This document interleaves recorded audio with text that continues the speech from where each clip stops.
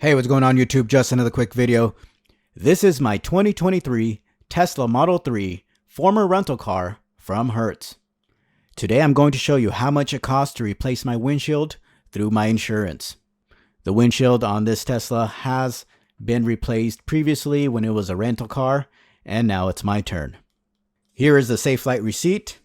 To replace the windshield and calibrate the camera, it costs $1,376.08.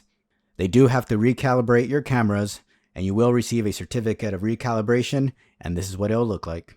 Now, I only paid $100 for this windshield.